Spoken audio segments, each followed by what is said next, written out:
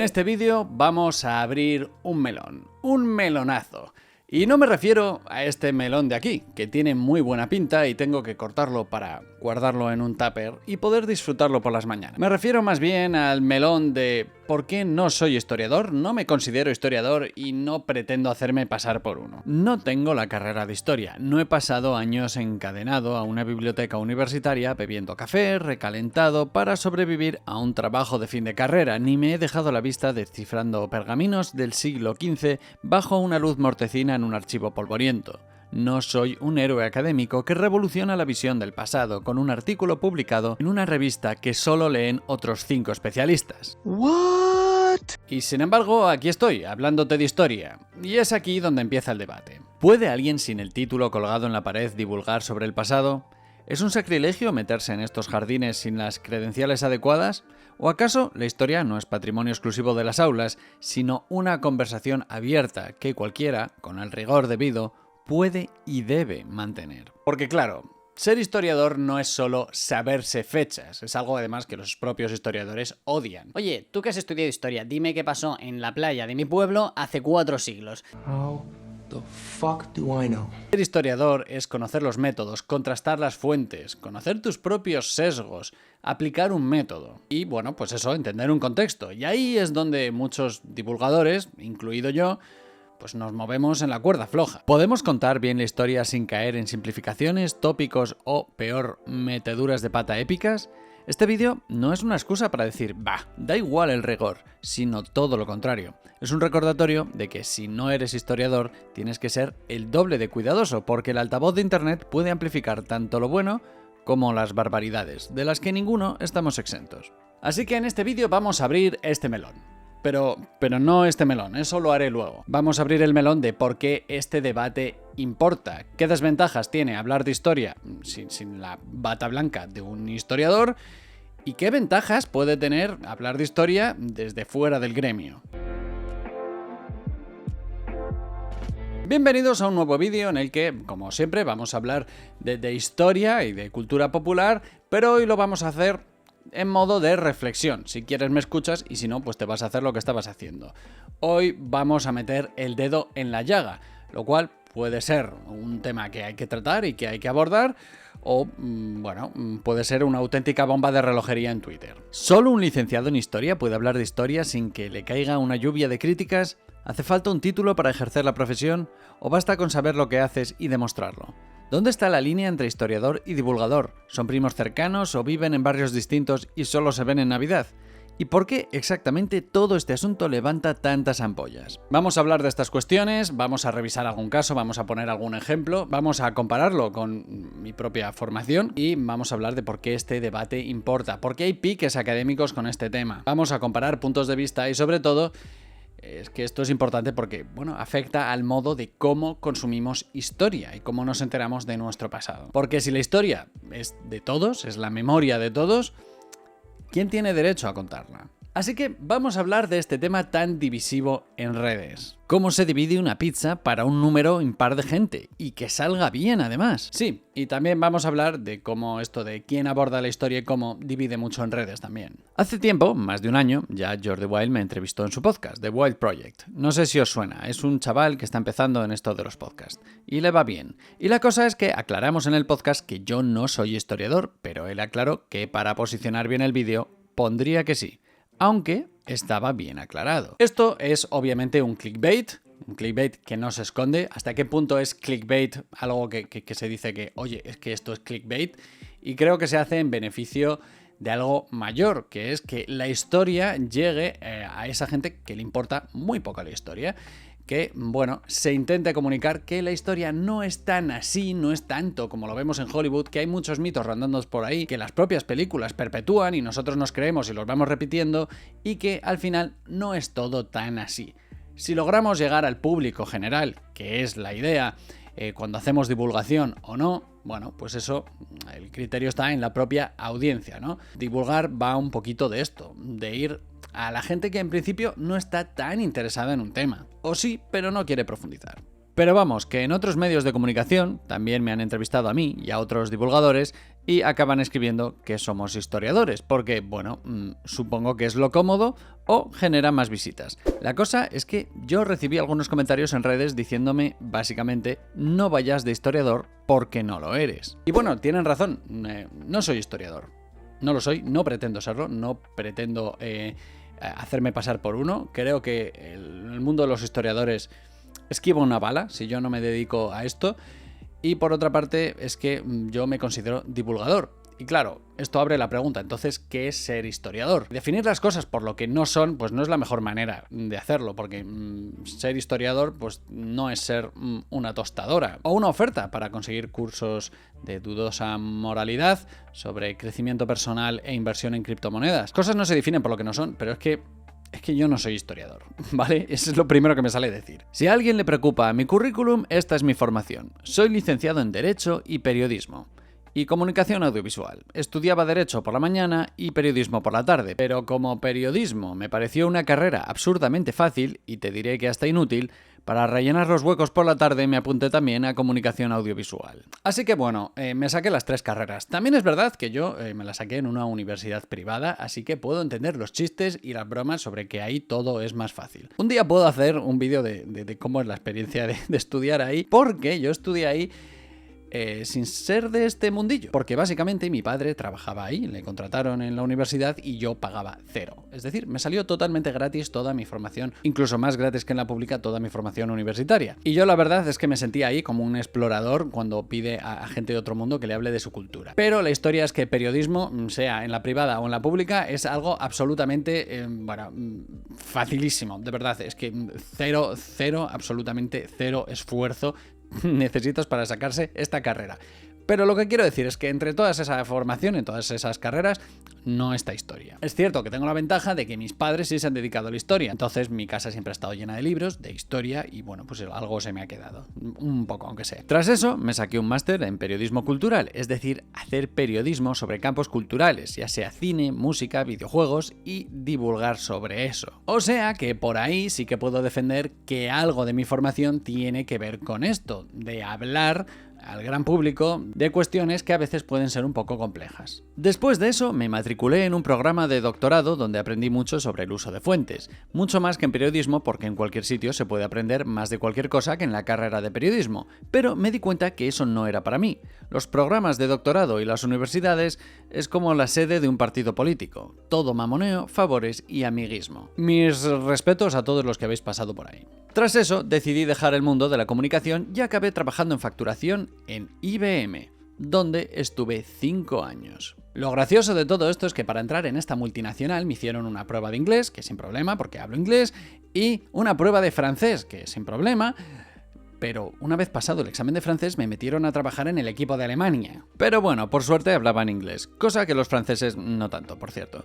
En este tiempo me saqué a distancia un módulo de programación para reenfocar mi carrera desde cero y acabar siendo un sucio informático jugando a videojuegos todo el día y comiendo patatas fritas en mi silla gamer. Pero por el camino, mi canal de YouTube despegó, que era mi gran pasión, y por suerte puedo dedicarme a esto, a hablar de las cosas que me gustan. Y por si te pica la curiosidad, también he trabajado vigilando exámenes para el British Council durante años, he limpiado almacenes, he trabajado de teleoperador, he sido encargado de sala en un ciber cuando existían, y en una ocasión me llamaron de una ETT para ser extra en una boda. Pero cancelaron la boda y me llevé el dinero sin trabajar, que el trabajo era ir a una boda y decir que era un primo segundo. Flipas, ¿eh? El mundo está muy salado. Pero bueno, que no soy historiador, yo soy divulgador. Yo hago lo que haría un periodista, o lo que se supone que debería hacer. Consulto las fuentes, leo, investigo, cuestiono lo que estoy leyendo, intento ver qué sesgos tienen las personas que estoy leyendo, intento ver cuáles son mis sesgos, intento ser honesto, intento que cuando algo es opinión, decirlo públicamente, decir esto es lo que pienso, y además me aprovecho de lo bueno que tiene la divulgación, que es hacer el contenido muy ligero, en mi caso a base de meter chorradas, meter chistes y decir tonterías. Que lo de decir tonterías es algo en lo que soy muy bueno, además. It's a joke. It's a joke. No siempre me sale hacer un trabajo completamente bueno, pero la cosa es que lo intento. Intento ser honesto en mi labor de divulgación. Pero como decía, aquí vamos a hablar de un tema espinoso. ¿Las alcachofas son realmente espinosas o no? Y también estábamos hablando de qué es ser historiador. Pues aquí es donde la cosa se pone curiosa. Porque, a diferencia de profesiones como arquitecto, geólogo o médico, historiador no es una palabra protegida por ley. Para firmar planos necesitas ser arquitecto, colegiado, para excavar una mina y publicar un informe oficial necesitas ser geólogo con título o ingeniero de minas, y para abrirte el pecho y arreglarte pues una válvula, por ejemplo, tu cirujano necesita haber pasado por años de estudio, residencia y exámenes que lo habiliten legalmente. En esas profesiones hay un control reglado porque puede significar que un edificio se caiga, que una mina se convierta en una montaña normal, pero con gente atrapada dentro, y que tú no vuelvas del quirófano. En cambio, para ser historiador no existe un colegio profesional que te exija un título oficial para ejercer. Lo mismo con periodismo. Nadie te pide una acreditación para publicar un libro de historia, dar una charla o subir un vídeo a YouTube sobre la Guerra de los 30 años. Y esto no significa que todo valga, porque el rigor y la técnica son imprescindibles, pero ser historiador probablemente sea un término mucho más amplio. Puede serlo por formación académica, licenciatura, máster, doctorado, o por práctica constante y seria en la investigación, aunque no tengas el diploma colgado en la pared. Porque si aplicas el rigor y el sistema y la metodología, al final llegas a donde tendrías que haber llegado. Pero probablemente ese camino sea mucho más fácil si tienes la carrera de historia. En mi caso, pues no lo oculto y siempre lo he dicho públicamente. Yo sería mejor divulgador si tuviese la carrera de historia. Y es algo que tengo en el to-do list, porque me apasiona, creo que se nota, pero ahora no me veo con fuerzas. Pongamos un ejemplo. Un fontanero se dedica en sus ratos libres a traducir tratados jurídicos medievales que heredó de su abuela.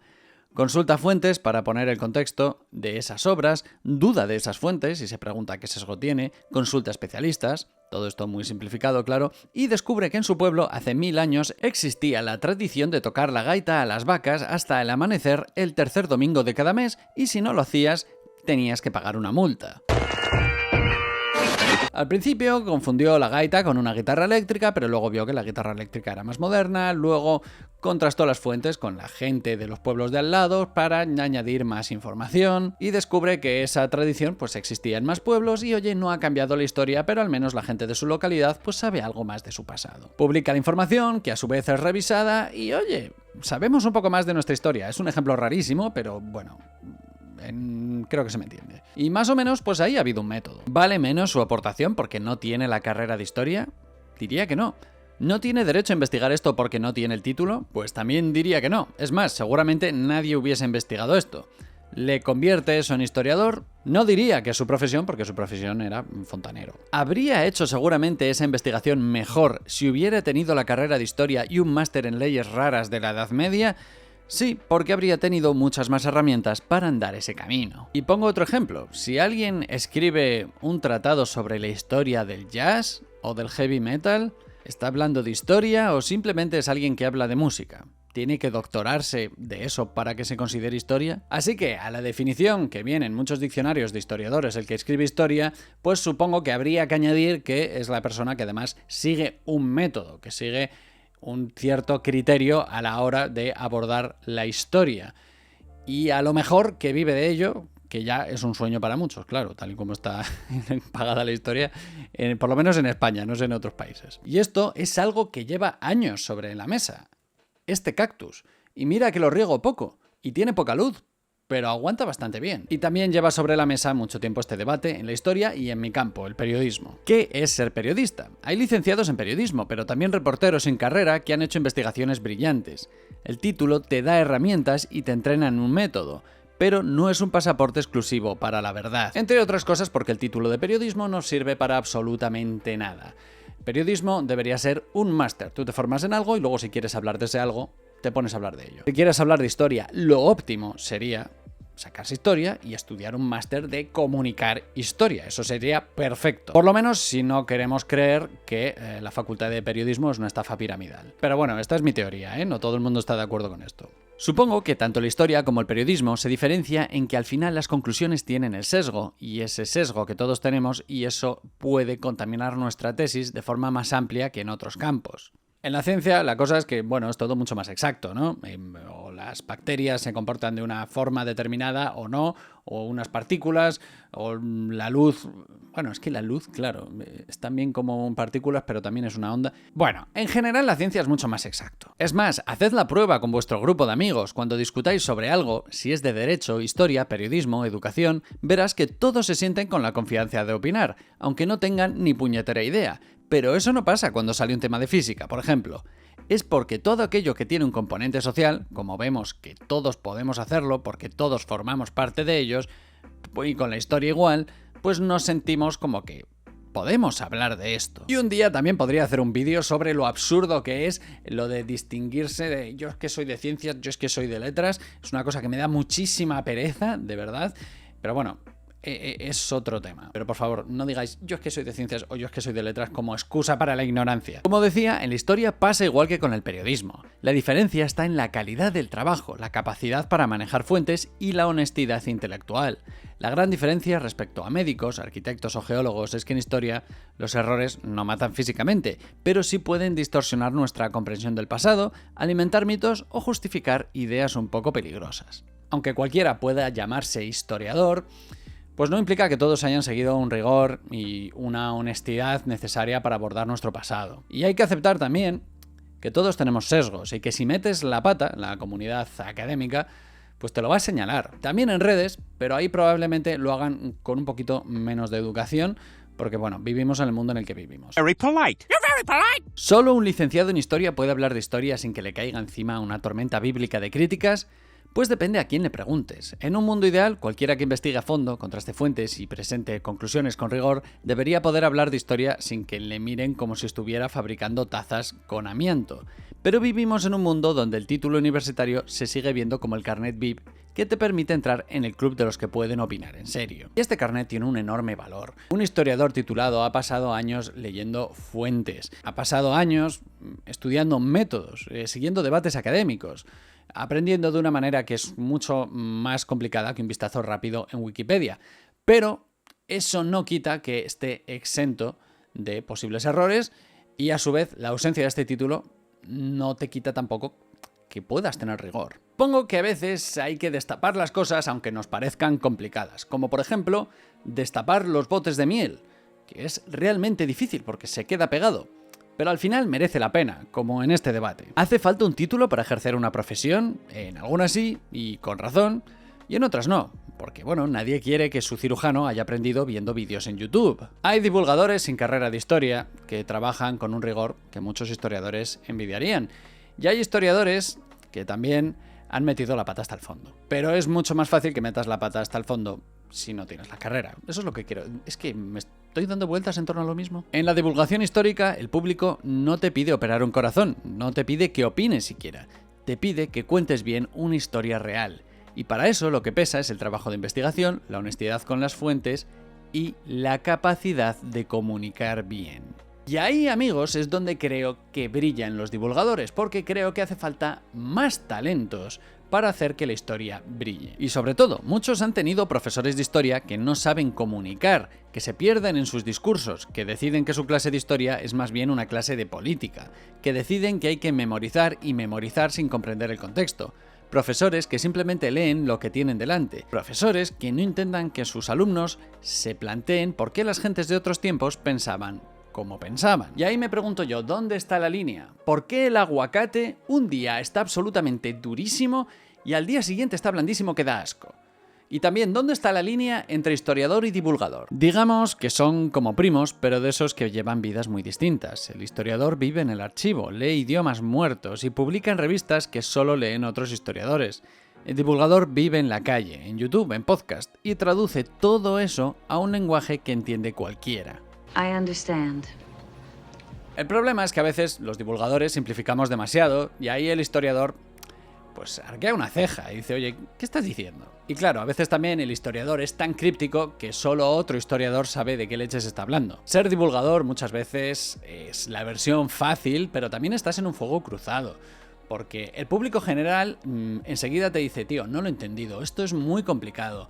te estás dando demasiadas vueltas y no termino de entender de qué leches estás hablando, estás usando términos que deberías simplificarlos y al mismo tiempo los historiadores están diciendo, estás simplificando demasiado la historia, no estás aportando este u este otro detalle que creo que es fundamental, hay más aristas, es todo mucho más complejo. Pero al mismo tiempo, pues el público general, el que no conocía de un tema o no estaba tan interesado, o sí, pero no sabía cómo empezar a abordar ese tema, pues ha podido adentrarse en un momento que tú le has estado relatando o describiendo y a lo mejor ha podido romper ciertos sesgos que esa persona tenía. Un historiador a lo mejor usa palabras muy técnicas para describir un viaje en barco en el siglo XVI.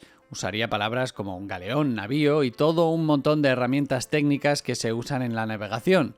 Un divulgador pues igual dice barco o embarcación, de la misma manera que dice tanque y no carro de combate. Cosas de esas. Y estaréis de acuerdo conmigo en que es fácil ver qué acerca más al público en general y qué lo aleja. Salvo que tú pienses que tú quieres hablar para el público más erudito, olvidándote de que una vez fuiste público general. Sumado a que hay gente que quiere saber de historia, pero de manera un poco más general, no quiere profundizar. Es como quienes queremos saber de animales o de astronomía o lo que sea. El divulgador es como Mago de Oz. Es el grupo que hace que entres en el heavy metal.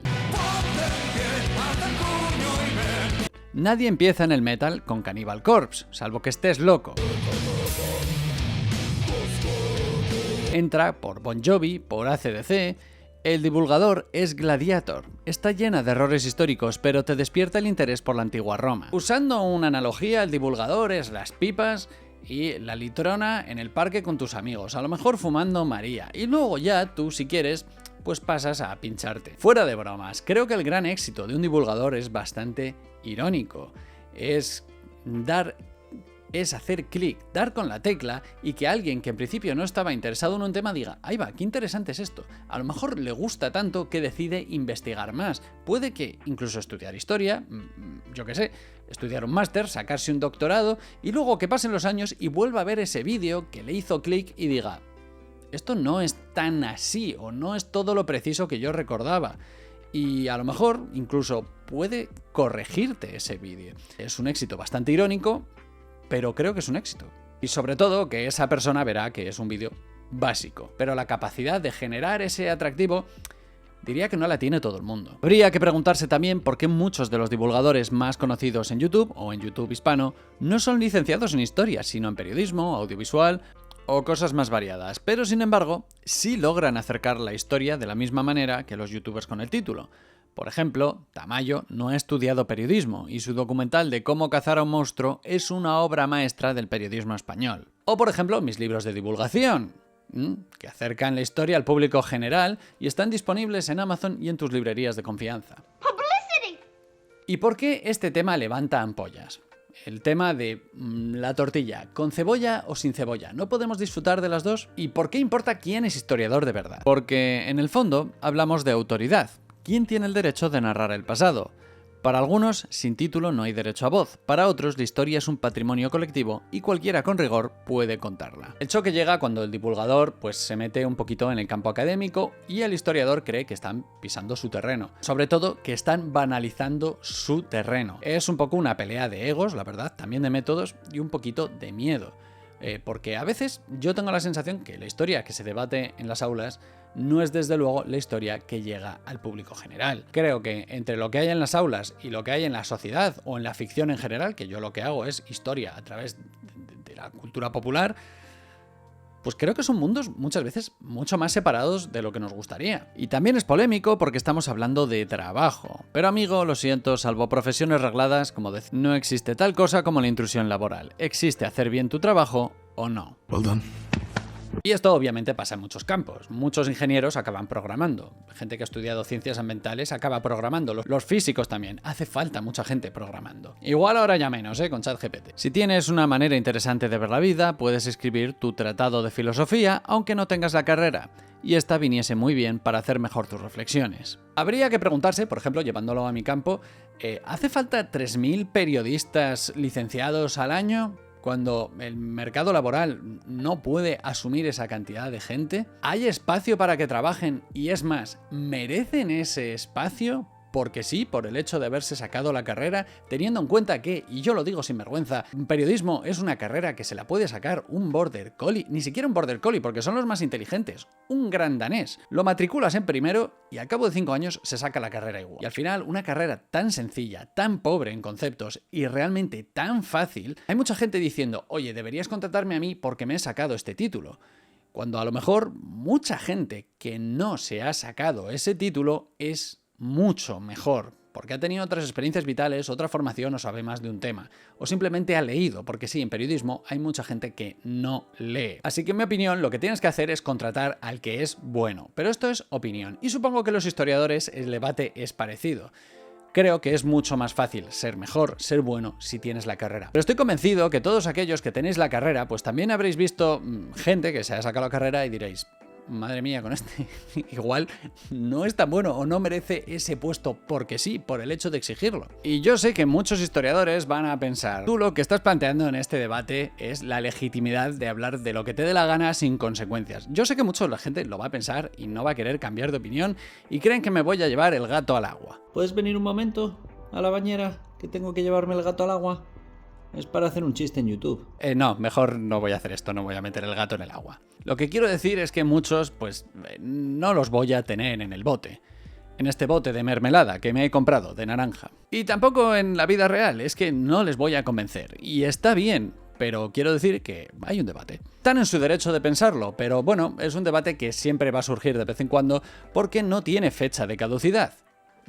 Como estos yogures. Y en fin, bueno, pues como siempre, creo que antes de estar señalando con el dedo de es que no tiene la misma formación que yo, creo que primero hay que plantearse, ¿hace bien su trabajo? ¿Cumple con esa función? Porque su función a lo mejor él pretende algo diferente a lo que yo pretendía. A lo mejor tú pretendes hacer historia académica, y el otro pretende acercar la historia a la gente que la historia en principio le importa un pimiento o que ha tenido profesores horribles y la odia. O entender algo pero luego quiere pasar a otra cosa y dedicarle 5 minutos pero quiere entenderlo en 5 minutos. Conclusión, que hay que esforzarse para hacer bien tu trabajo y saber dónde estás y cuál es tu audiencia. Yo tengo claro que no soy historiador, soy divulgador, y me puedo permitir licencias como el humor o usar productos de la cultura popular para aprender, pero tengo que cumplir con unos mínimos. Así que antes de estar señalando, pues bueno, cabe preguntarse si lo hace bien, o incluso si tú mismo lo haces bien y tienes ese derecho a estar señalando a todos todo el rato. Que este es uno de los grandes males de la sociedad actual y que ayuda a la polarización, ¿eh? Estar señalando todo un día con el dedo a los demás, mira, tú mal, qué mal, qué mal, qué mal. Parece que la gente no tiene espejos en casa, ¿eh? Yo los tengo, así que no hace falta que me pongáis comentarios sobre, oye, mira, que estás más gordo o más calvo. Tengo espejos en casa. A mí me podéis criticar, me podéis decir en qué he fallado y sobre todo lo podéis poner en comentarios. Muchas veces en mis vídeos, como veis, yo destaco los comentarios que más aportan, que más corrigen muchas veces la información o simplemente que añaden más. Esto es bueno para mí porque cuanto más comentarios, mejor posicionamiento y toda esa historia del algoritmo y estas cosas, pero también creo que es bueno que la gente mire los comentarios de los vídeos y vea las aportaciones muchas veces porque hay muchísimo sentido del humor ahí. Yo he intentado crear una comunidad o un canal de YouTube en el que se hable de las cosas que a mí me gustan, que es la música, el cine, la historia, los videojuegos, y hay mucha gente que le gusta las mismas cosas, ¿no? Y no podemos pensar 100% en todo igual, pero al menos intentamos hacer las cosas bien, ¿no? En fin, ¿qué opináis de todo esto? Vaya turra, igual he sido muy pesado, ¿eh? Como este melón, que es bastante pesado también. Este ha sido un vídeo diferente, pero bueno, ya sabéis, en Patreon una vez al mes elegimos qué película, cine, serie, videojuego, qué canción, qué cosas traemos al canal para aprender de la cultura popular y de las cosas que nos gustan, ¿Qué análisis? ¿De qué hablamos? Cuéntame. Una vez al mes lo votamos. También me puedes seguir en las redes sociales, donde, bueno, vamos comentando cosas en general que se van a traer al canal y puedes compartir este vídeo entre gente que sepas que es muy hater de los divulgadores, entre gente que es muy hater de la historia académica que se le hace muy densa, o entre, yo qué sé, gente que le guste la cocina. Muchas gracias a los Patreons, que gracias a ellos el canal se mantiene a flote, siendo los Patreons que veis en pantalla los que más esfuerzo hacen para que todo esto funcione. Muchas gracias. Podéis apoyarme también comprando mis libros de divulgación o mis novelas, hablando así de historia, o escuchando mi música del grupo Lunage, que lo puedes encontrar en Spotify y YouTube.